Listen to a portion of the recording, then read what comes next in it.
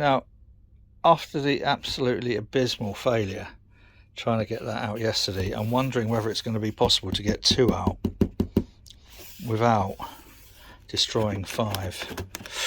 So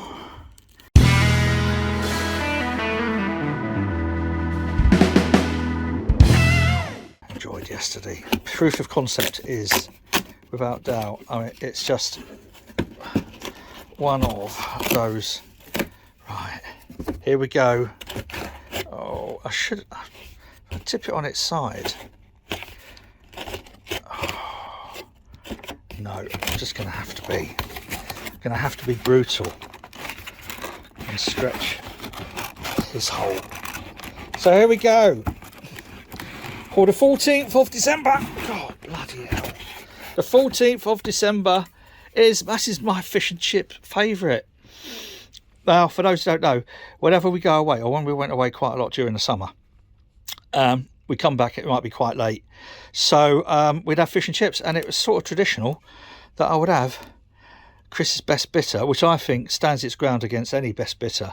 In fact, it's kind of like second only to like Harvey Sussex Bitter, which I grew up on. So yes, superb, day 2.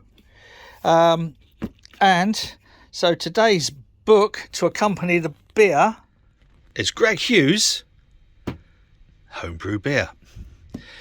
But first, this is traditional. As soon as this came out at a box earlier, before I popped it into the fridge, I knew there was only one thing for tea on a Tuesday night. It is traditional.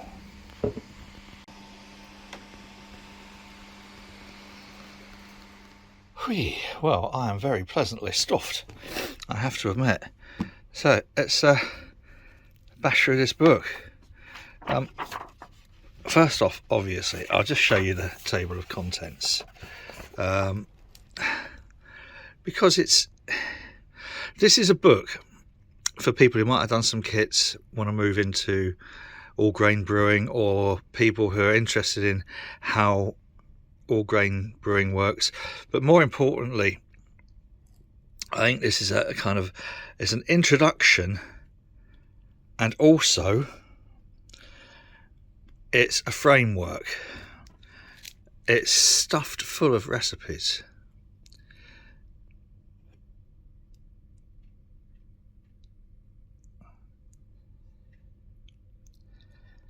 And I'll just go through some of the, hang on, zoom out a little bit, that's better. It's very nicely illustrated and gives you things like a nice timeline of the history of brewing. Gives you a kind of an idea of how craft beer has evolved. No, only one page at a time, thank you. And then gives you a quick idea of the process from the grain to the glass. And it's a thoughtfully prepared introduction with lots and lots of quite useful information at a glance. Now, a lot of this obviously is covered in John Palmer's, what we did yesterday. Did we do it yesterday? God, I don't know. And a lot of it's covered in other books. But why people really do like to buy this is because of the recipes.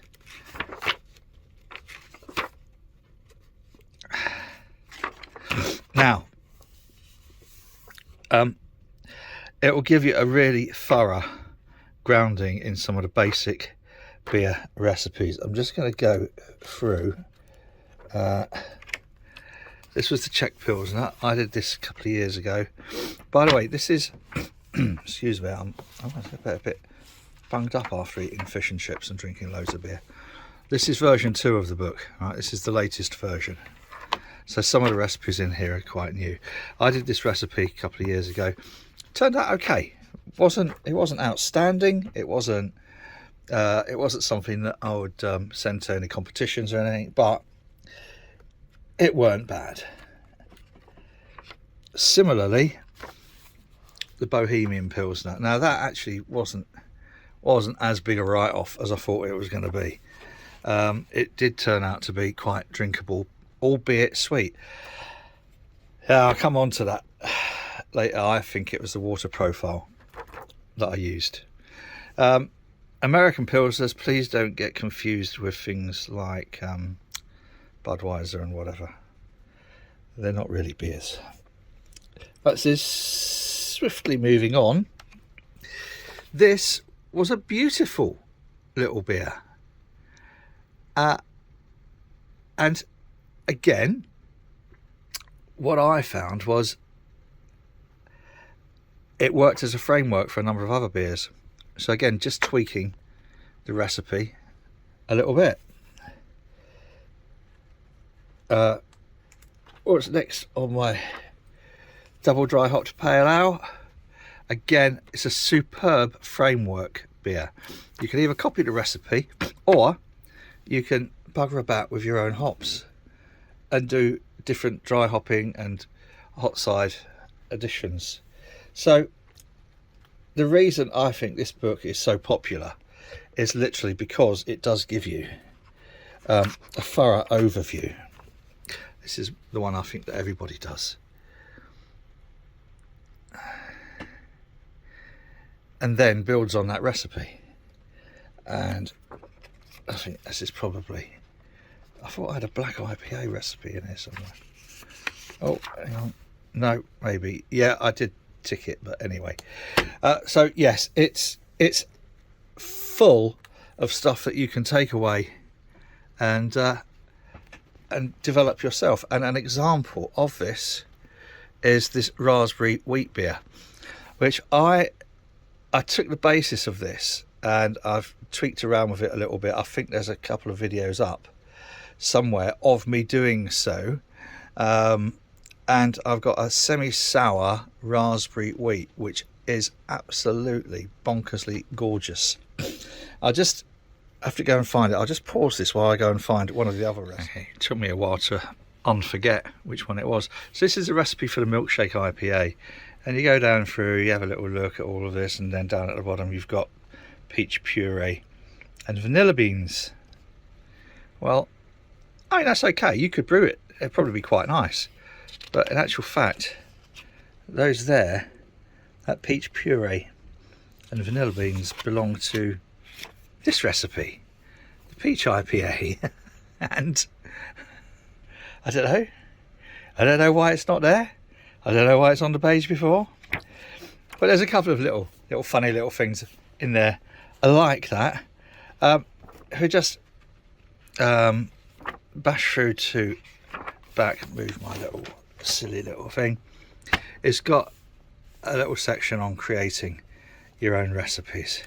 So it's I like it because I just sometimes just thumb through it to get ideas.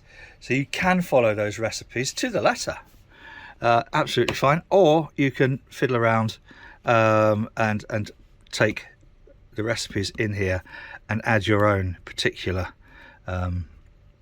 little flair to them. So I hope that's been interesting. I am still bloated from those fish and chips.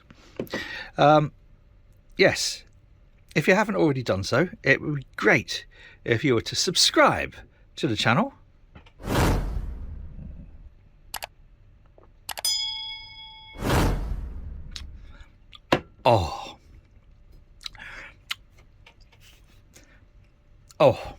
And give us a thumbs up. Nice one. Whatever you're doing, do it safely. Cheers.